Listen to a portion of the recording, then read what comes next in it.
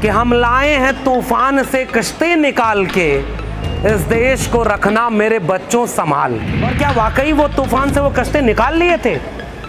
और जितनी भी निकली वो कश्ती, उसे क्या वापस कहीं ऐसा तो नहीं कि तूफानों में डाला जा रहा? इस जुल्म सितम को लुत्फ करम, इस दुख को दवा क्या लिखना, बंदे को खुदा क्या लिखना। इस शर्त से हुक्मरानों ने यह हुक्म दिया है कि जश्न मनाया जाए आज़ादी का। तितलियों ने अपने पंख काटे और आज़ादी का एहसास किया। क्या ये इस मुल्क के हर बाशिंदे के लिए एक बराबर का जश्न होगा? क्या सबको ये एहसास है कि ये मुल्क जितना अंबानी और अडानी का है उतना मेरा भी है? कौन कौन है वह जनगण मन, अधिनायक वह महाबली, डरा हुआ मन बेमन जिसका बाजा रोज बजाता है। हमारे पूरी विरासत ने ये हमें तालीम दी है कि जो इस मुल्क के सबसे कमजोर पायदान पर खड़ा कर दिया गया शख्स है, उसके साथ खड़े होकर इस मुल्क के सबसे ताकतवर बाशिंदों से सवाल पूछो। आज़ादी का मतलब ये है।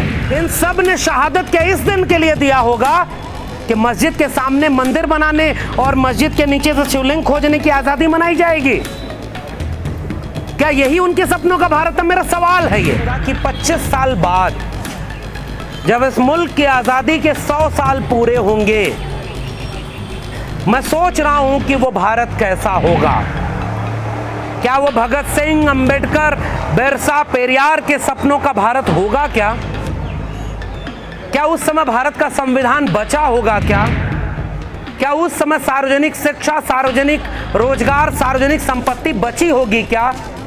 और अगर नहीं बची होगी तो हो सकता है कि 100वां साल आज़ादी का कई गुना ज़्यादा बड़ा मनाया जाए, लेकिन हम उस गुनाह में दोषी होंगे जब 100 साल पूरे होने पर वो बच्चे उस समय हमसे सवाल करेंगे कि तुम्हारे सामने ये सब हो रहा था, तुम क्या कर रहे थे? हक बात पे कोड़े और जिंदा, बातिल के शिकंजे में है ये जान, इंसान है कि सहमे बैठे हैं, खूंखार दरिंदे हैं रक्सा। इस जुल्म सितम को लुत्फ करम, इस दुख को दवा क्या लिखना, सरसर को सबा, जुल्मत को जिया, बंदे को खुदा क्या लिखना। मैं हबीब को याद करते हुए इस समय इस मुल्क में कुछ लोग जो सत्ता पर बैठकर खुद को खुदा से ज्यादा बड़ा समझ रहे हैं, उनको संबोधित करते हुए कह रहा हूं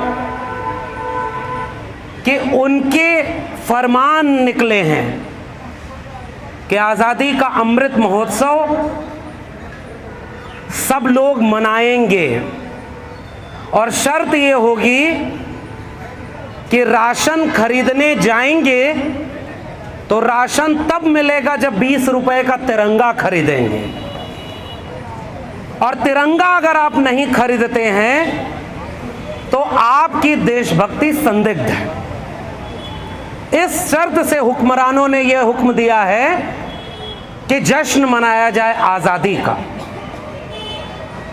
मैं साहित्य का विद्यार्थी हूं, मुझे अज्ञेय की एक छोटी सी कविता, सोनेट जिसे कहते हैं, वो याद आ रही है कि तितलियों ने अपने पंख काटे और आज़ादी का एहसास किया। इतनी सी ये कविता है। मैं ऐसे हर मौकों को जो जश्न के रूप में मनाने पर मजबूर किया जा रहा हो, मेरे मन में एक ख्याल आता है कि ये जश्न किसका है, कौन मना रहा है, कितना मना रहा होगा। क्या ये इस मुल्क के हर बाशिंदे के लिए एक बराबर का जश्न होगा? क्या सबको ये एहसास है कि ये मुल्क जितना अंबानी और अडानी का है उतना मेरा भी है? मैं पिछले दिनों 9 अगस्त को विश्व आदिवासी दिवस के दिन छत्तीसगढ़ के एक सुदूर जंगल में गया। और वहां आदिवासियों ने एक बड़ा सम्मेलन किया था और मैं उन आदिवासियों को देख रहा था कि मूसलाधार बारिश, जहां 20 से 25 किलोमीटर सड़क भी नहीं, 8 किलोमीटर वो लोग पैदल बारिश में भीगते हुए गए। और जब हम वहां गए तो पता चला कि वो इस देश के नागरिक तो हैं लेकिन ओरिजिनल नागरिक नहीं है, इसलिए वहां विश्व हिंदू परिषद और बजरंग दल आदिवासियों को हिंदू बनाने का कार्यक्रम कर रहा है। और जिसके विरोध में उस कार्यक्रम में 50,000 आदिवासी इकट्ठे हुए के और ये दावा कर रहे थे कि हम आदिवासी हैं, हमारी मूल पहचान ये है, हमारी अपनी संस्कृति है, हमारी अपनी रहन सहन है, मान्यताएं हैं, और इन सब के बीच हमें हिंदू जबरदस्ती बनाया जा रहा है ताकि हम आदिवासी भी न बचें। मेरे मन में वो ख्याल आ रहा था कि ये आज़ादी का अमृत महोत्सव उन आदिवासियों के लिए कितना है और कैसा है। बस्तर के जंगलों में जो अभी हुआ है, गोमपाड़ के जंगलों में 17 आदिवासियों को मार दिया गया और उसके बाद मारने वाला सरकार और सत्ता पर सवाल कर रहा है वही लोग हैं, और जो न्याय मांगने गया उसको जुर्माना लगा दिया गया। उसके लिए आज़ादी का अमृत महोत्सव कैसा होगा। हम लोग बचपन में जब हमें किसी ने ये शर्त नहीं रखी थी कि तिरंगा फहराना है 20 रुपए वाला खरीद कर, हमारी जेब में पैसे नहीं हुआ करते थे, हम अपनी कॉपी के पिछले पन्ने को फाड़ करके गुड़हल की लाल वाली पंखुड़ी रगड़ के ऊपर रंग बनाते थे और हरी पत्तियों को नीचे रगड़कर बांस की कईन में लंबा लटका कर गांव भर दौड़ करके भारत माता की जय नारा लगाते थे। उस समय किसी हुक्मरान ने नहीं कहा था कि तुम्हें ये फहराना ज़रूरी है। और आज अगर आपको आज़ादी का अमृत महोत्सव मनाना है तो 20 रुपए वाला तिरंगा भी खरीदना जरूरी है। जैसे कुछ दिन पहले एक पार्टी के लोग एक फिल्म का प्रचार कर रहे थे, टिकट बांट रहे थे, वैसे ही अब वो सब तिरंगा बेच रहे हैं अपनी अपनी पार्टी ऑफिस में खड़े होकर, और वो बेच रहे हैं जिन्होंने अपने मुख्यालयों पर तिरंगा नहीं फहराया। मैं विचार कर रहा हूं कि आज़ादी के मायने इन सब के बीच कहाँ हैं, वो कौन सा पैगाम है जिसकी बात इस मंच के आयोजक करना चाह रहे हैं। उसी बचपन में हमें कविता सुनते थे कि हम लाए हैं तूफान से कश्ती निकाल के, इस देश को रखना मेरे बच्चों संभाल के। हालांकि केवल बच्चों कहा, बच्चियों नहीं कहा उसमें, हम हाईली जेंडर बायस्ड भी तो हैं। न रहो न निराश करो मन को, कुछ काम करो कुछ काम करो, वैसे ही यहाँ भी है। फिर मैं सोच रहा हूँ कि वो जो लोग उस नारे के पीछे एक उम्मीद इस देश के नौजवानों से कर गए कि हम लाए हैं तूफान से कश्ती निकाल के, वो कौन से तूफान थे जिन्होंने उस कश्ती को डुबाने की कोशिश की, और क्या वाकई वो तूफान से वो कश्ती निकाल लिए थे? और जितनी भी निकली वो कश्ती, उसे क्या वापस कहीं ऐसा तो नहीं कि तूफानों में डाला जा रहा हो? हमारे हिंदी के कवियों, और मैं तो हिंदी साहित्य का विद्यार्थी हूँ, आजकल दौर ऐसा है, आप आज़ादी का अमृत महोत्सव मनाओ, लेकिन आप किसान हो तो आप अपने हक के लिए नहीं लड़ सकते, आप आतंकवादी हो। आपको देश की मीडिया ये कहेगी कि इस देश के किसान खालिस्तानी हैं, और उसी किसान आंदोलन के मंच पर जो 3 पहलवान बैठे, वो जब सोना जीत के आएंगे तो राष्ट्रभक्ति के लिए उनको सम्मानित किया जाएगा, और जब वो किसान आंदोलन के समर्थन में है तो वो खालिस्तानियों के समर्थन में है। इस देश के आदिवासी जब अपने हक के लिए आज़ाद मुल्क में आंदोलन करे तो वो नक्सली है, उसे गोली मार दिया जाए, और जब सवाल पूछा जाए तो कहा जाए मिस्टेकन आइडेंटिटी है, तो फिर वो आइडेंटिटी कहाँ है जिसकी आज़ादी का जश्न मनाया जा रहा है? इस देश में हम कैंपस में खड़े हैं, और कैंपस में खड़े होकर मुझे बार बार एक शख्स बहुत याद आता है, और वो है रोहित वेमुला। इसी आज़ाद मुल्क में रोहित वेमुला को केवल इसलिए सांस्थानिक हत्या झेलनी पड़ी क्योंकि वो इस आज़ाद मुल्क की आज़ादी की सबसे बड़ी शर्त निभा रहा था, वो सवाल पूछ रहा था, और सवाल पूछने के नाते उसको इतना उसका दमन किया गया कि उसकी सांस्थानिक हत्या हुई। कौन है आज़ाद इस मुल्क में? कितना है आज़ाद? आज जब इस अकादमिक परिसर में खड़े होकर हम ये सवाल पूछें, क्या इस मुल्क के गरीब, कमज़ोर, मजलूम किसानों के बच्चों को या उन किसानों मजदूरों को ये आज़ादी है क्या कि वो अपने बच्चे को एक बेहतर तालीम दिला पाएंगे? नहीं है, क्योंकि वो जितना फीस उस प्राइवेट स्कूल और विश्वविद्यालय में लगेगी वो आपके पास नहीं है। इसलिए आप आज़ाद नहीं हैं अपने बच्चे को अच्छी तालीम दिलाने के लिए। आप आज़ाद नहीं हैं। दिल्ली विश्वविद्यालय जैसे विश्वविद्यालय में अब CUCET जो आया है, कॉमन एंट्रेंस टेस्ट, इसमें अपने बच्चे को अगर क्वालिफाई नहीं कर पाया तो अब दाखिला भी नहीं मिल पाएगा।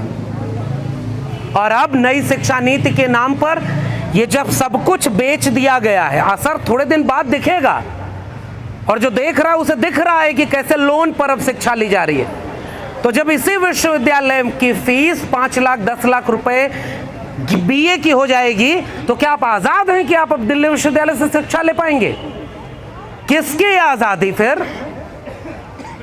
कौन है आज़ाद? और सिलेबस बदल रहे हैं आप जश्न आज़ादी मनाते हुए। मेरे हिंदी साहित्य के सिलेबस को कितना बदल पाओगे? कबीर से लेकर के, रैदास से लेकर के पूरे संत काव्य ने सवाल पूछा और सत्ता के प्रतिरोध में सवाल पूछा। तुलसी जिसने रामचरितमानस लिखी, एक तो ये जो सबसे बड़ी राष्ट्रभक्ति का सर्टिफिकेट बांट रही है, ये सब खुद तो पढ़ते नहीं, पढ़ते तो नफरत नहीं कराते। उसी तुलसी ने लिखा कि हम चाकर रघुबीर के पट्यो लिख्यो दरबार, तुलसी अब का होएंगे नर के मनसबदार। और यहाँ कुछ लोग जिल्ले इलाही बने बैठे हैं और बाकी मुल्क को मनसबदारी बांट रहे हैं। और उनका सबसे बड़ा भक्त कह रहा है कि मैं किसी इंसान की गुलामी क्या करूंगा, और वो आपको अपना गुलाम बना रहे हैं। उस सिलेबस को आप कैसे बदलोगे? उसमें कबीर को कहां पढ़ाओगे? हमारा हिंदी का कवि एक सवाल पूछता था हर आजाद मुल्क के बाशिंदे के तरफ से कि आजादी का जश्न मन रहा है, गणतंत्र दिवस मन रहा है, राष्ट्रगीत में भला कौन वह भारत भाग्य विधाता है, फटा सुथन्ना पहने जिसका गुण हर चरना गाता है, कौन कौन है वह जनगण मन, अधिनायक वह महाबली, डरा हुआ मन बेमन जिसका बाजा रोज बजाता है। हमारे पूरी विरासत ने ये हमें तालीम दी है कि जो इस मुल्क के सबसे कमजोर पायदान पर खड़ा कर दिया गया शख्स है, उसके साथ खड़े होकर इस मुल्क के सबसे ताकतवर बाशिंदों से सवाल पूछो, आजादी का मतलब ये है। और उस आजादी के जश्न को मनाने वाले इस सवाल को नहीं पूछ रहे। हाथ में तिरंगा ले लो, आपको कोई भी कुछ नहीं कहेगा, आप सबसे बड़े देशभक्त हो गए। उसी में वंदे मातरम पूछ दीजिए, उसका अर्थ पूछने को नहीं कह रहा हूं, केवल वंदे मातरम सुना दे, किसी को नहीं आता है। ये बिना पढ़े केवल हम लोग के यहाँ एक शब्द है थेथरई, ये उसकी आज़ादी का वक्त है। क्योंकि जो आज़ादी 1947 में मिली, उस समय भी हमारे साहित्य और संस्कृति के रचनाकारों ने हमें एक चेतावनी दी थी कि पहरुओं रहना सावधान, दुश्मन तो चला गया मगर उसकी छायाओं का डर है। जिसे भगत सिंह, अभी हमारा एक साथी भगत सिंह को याद कर रहा था, जावेद अख्तर ने एक बड़ी प्यारी नज्म लिखी है, एक हमारी और एक उनकी, मुल्क में है आवाजें दो। मैं इस मुल्क के हुक्मरानों के हुक्म पर किसी किस्म के जश्न आज़ादी मनाने की बजाय इस मुल्क के सबसे कमज़ोर व्यक्ति के साथ खड़ा होकर ये पूछूंगा कि जो भगत सिंह ने डर दिखाया था कि अंग्रेज चले जाएंगे और उनके लोग रह जाएंगे और वो आपको फिर से गुलाम बनाएंगे, क्या हम वाकई गुलाम नहीं बन गए? हम गुलाम हैं साहब, हम गुलाम हैं अगर हम दलित जाति में पैदा हुए। अगर वो महिला दलित जाति की है तो इस मुल्क के आज़ादी के 75 साल बाद अपने अपने नागरिकों को घर में ये तालीम दी कि छोटा बच्चा भी स्कूल में जाकर कहता है ये दलित है, इसके हाथ का बना मैं खाना नहीं खाऊंगी। जी हाँ, हम आज़ाद हैं। हम आजाद हैं कि हाथरस में एक बेटी का बलात्कार के बाद आधी रात को बिना परिवार वालों की सहमति के आप पेट्रोल डाल के जला दो, फिर भी हम आजाद हैं। हम आजाद हैं कि इस मुल्क में आए दिन किसी की जमीन हड़प लो, किसी के घर पर बुलडोजर चला दो, लेकिन फिर भी हम आजाद हैं। हम आजाद हैं कि दिल्ली में जो CNRC की बात हो रही थी, एक ही साथ 2 दुकानें उसी जगह जहां हम जाते थे और वो तिरंगा लेकर के प्रोटेस्ट कर रहे थे भाई। CNRC वाले, शाहीन बाग की महिलाएं, वो भगत सिंह और डॉक्टर अंबेडकर की तस्वीर के साथ भारत का संविधान और तिरंगा लेकर बैठे थे। और शाहीन बाग वालों को आतंकवादी और पाकिस्तानी किसने कहा? वो भी आजाद हैं। हम आजाद हैं, इतने ही आजाद हैं कि हम आजादी के पैगाम का एक जश्न यहां थोड़े दिन के लिए मना पा रहे हैं। मगर फिर मुझे एक बेचैनी होती है कि मैं किसकी आजादी की बात कर रहा हूं। इसी देश में अभी 2022 में इलाहाबाद में एक मुसलमान का घर गिरा दिया गया, बुलडोजर चला दिया गया, जो आरोपी के नाम पर भी नहीं था। वो भी आजाद हैं साहब, वो भी तिरंगा फहरा रहे होंगे। किसी ने सवाल उनसे नहीं किया था कि हम कितने आजाद हैं। आजादी कितनी है, यही मेरा सवाल है। और मुझे तो मेरी पूरी विरासत ही मुझे याद आ रही है। उस विरासत में भगत सिंह ने आखिरी पत्र में जो बात लिखी थी, मैं यहाँ खड़े होकर बस उसे याद कर रहा हूँ कि मैं चाहता तो जिंदा रह सकता था, मगर मैं अगर शहीद होता हूँ तो आने वाले वक्त में माएँ अपने बच्चों को भगत सिंह बनाने का ख्वाब देखेंगी और मेरे लहू का एक एक कतरा इंकलाब लाएगा। गांधी के सपनों का भारत एक था जिसमें गांधी अपने से लड़ने वालों को भी भरोसा दिला रहे थे। मैं 2-3 नाम ले रहा हूं। एक तरफ डॉक्टर अंबेडकर को भरोसा दिलाने की कोशिश कर रहे थे कि डॉक्टर अंबेडकर आप हमारे साथ आइए, हम ये बाहर के दुश्मन को भगा लेंगे तो ये जातिवाद खत्म कर लेंगे। वहीं दूसरी तरफ बैकवर्ड क्लासेस लीग, जो ओबीसी समाज के लोगों का संगठन था, जब वो 1940 के दशक में लखनऊ में गांधी को अपना रिप्रेजेंटेशन देता है कि आजाद हो गया भारत तो हम पिछड़े तबके के लोगों की जगह क्या होगी, गांधी वहां भी एक भरोसा दिलाते हैं कि अंग्रेजों को भगा लो, हम सब मिलकर एक ऐसा भारत बनाएंगे जिसमें सब बराबर होंगे। महिलाओं की एक सपनों का भारत, बिरसा मुंडा और जयपाल सिंह मुंडा के सपनों का भारत, इन सब ने शहादत क्या इस दिन के लिए दिया होगा कि मस्जिद के सामने मंदिर बनाने और मस्जिद के नीचे से शिवलिंग खोजने की आजादी मनाई जाएगी? क्या यही उनके सपनों का भारत है? मेरा सवाल है ये। मेरा सवाल है ये कि इस देश में जिस उम्र में कलम और किताब इस मुल्क के नौजवानों को पकड़ाना था, उस मुल्क में त्रिशूल और तलवार बांट करके मुसलमानों को माँ बहन की गालियां दिलाते हुए वो जुलूस निकालेंगे, वही आज़ाद है साहब। इस मुल्क में हम गुलाम हैं, हमें यह लगता है। रमाशंकर यादव विद्रोही की एक कविता याद आती है कि मुझको लगता है कि मेरा वतन जेल है, मुझको लगता है कि मेरा वतन जेल है और सभी कैद हैं कैदियों की तरह। जब सभी कैद हैं तो मैं कहाँ जाऊंगा? ये सवाल विद्रोही ने उस समय पूछा था। और जेल में कुछ लोगों को आप भेज रहे हो और आपको लगता है कि आप डरा लोगे लोगों को। आजाद कौन है? जो धर्म संसद करके अधर्म की बातें करे वो आजाद है। जंतर मंतर पर संविधान की प्रतियां जलाए वो आजाद है। भगवा संविधान बनाकर दिल्ली में सेमिनार करके कहे कि 2025 के बाद ये संविधान बदल देंगे, वो आजाद हैं। लेकिन इस मुल्क के किसान आजाद नहीं, मजदूर आजाद नहीं, छात्र नौजवान आजाद नहीं है। इसलिए मैं उस बदलते हुए सिलेबस से जोड़ करके आखिर में केवल ये बात कह रहा हूं कि ये जो आजादी का पैगाम है, मुझे लगता है कि ये सवाल इस मुल्क के हर बाशिंदे से पूछा जाना चाहिए। कौन आजाद है और कितना आजाद है? एक राष्ट्र बनने का मतलब, मैं फिर से कह रहा हूं, साझा सुख और साझा दुख से एक राष्ट्र बनता है। और आप जबरदस्ती हमें राष्ट्रवादी बनाना चाहते हैं। हम तो ऑलरेडी राष्ट्रवादी हैं। और खासकर हम वो लोग जो इस देश में आंदोलन जीवी के नाम से बदनाम किए गए, मुझे लगता है कि असली राष्ट्र तो वो बचा रहे हैं। महिलाओं पर अत्याचार हो तो वही लोग सड़कों पर नजर आते हैं, दलितों पिछड़ों पर अत्याचार हो तो वही याद आते हैं, शिक्षा बचाने की लड़ाई हो, पर्यावरण बचाने की लड़ाई हो तो वही याद आते हैं, CNRC पर हो, बुलडोजर के खिलाफ लड़ना हो तो भी आपको कुछ चेहरे नजर आएंगे। उन्हें बदनाम किया जा रहा है और ऐसी भीड़ तैयार की जा रही है जो आज़ादी के नाम पर जश्न मनाया जाएगा आज़ादी का, लेकिन आपसे आज़ादी छीनने की पूरी कोशिश कर ली गई।